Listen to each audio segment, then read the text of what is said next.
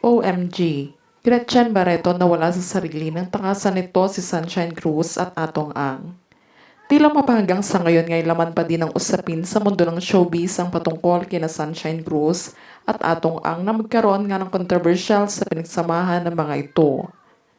Matatandaan nilang speculation at haka-haka na nga din ang siyang naglabasan matapos nga madawit ang negosyanteng si Atong Ang ukol sa hiwalayan ng mag-asawang sina Cesar at Sunshine Cruz. Sa pagkakataon naman na ito ay marami namang netizens ang siyang nagbigay ng reaksyon at opinyon sa naturang latest photo ni Sunshine at Atong kung sila nakanta at nagbabandi. Isa na nga din sa nagpatunay ng balitang itong showbiz columnist na si Ogie Diaz na di umunay may matagal na nga daw na lihim na relasyon sina Atong at Sunshine. At mas mapa nga daw dito ay nabuntisan ito ni Atong ngunit hindi nito pinanindigan on. Kaya naman hindi na din ito napigilan para magsalita sa publiko ukol sa kanyang nalalaman sa publiko patungkol sa issue na ito nila Atong at Sunshine. Ayon kay Ogie Diaz, "Yes, of course, it's true. Matagal ko nang alam na ang lahat. Ngunit nirerespeto ko ang tinatagong lihim na relasyon nila Atong at Sunshine. At ito nga ilang dekada na nga din nilang itinago sa publiko dahil sa pinagkakaingatan nila ang showbiz career ni Sunshine at maging trabaho ni Atong sa politiko at business nito dahil sa takot nga silang madungisan ang kanilang pagkatao sapagkat kilala at sikat sila na mamamayan." Subalit sa pagkakataon naman na ito ay patuloy nga daw silang umiiwas sa mga interviewer na magbahagi ng kanilang saloobin at pahayag, lalo na sa personal love life at buhay nila.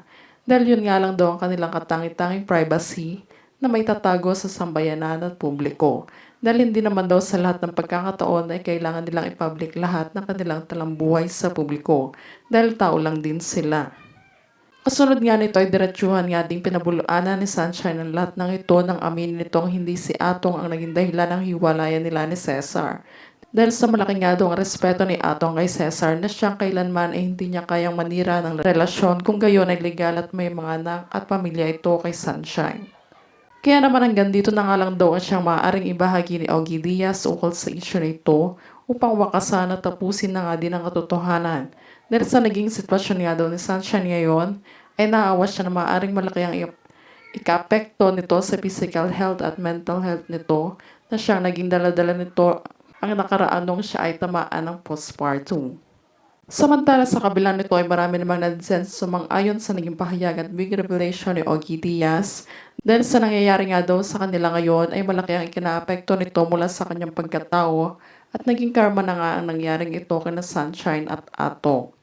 Ngunit ngayong araw naman ay ginulantang ni Atong ang lahat na magtungo itong ibang bansa kasama si Sunshine at mga anak nito dahil yun nga lang daw ang tanging paraan upang makalaya siya at makalimutan na niya si Gretchen Barreto dahil na nga din sa panggugulo nito sa relasyon nila ni Sunshine.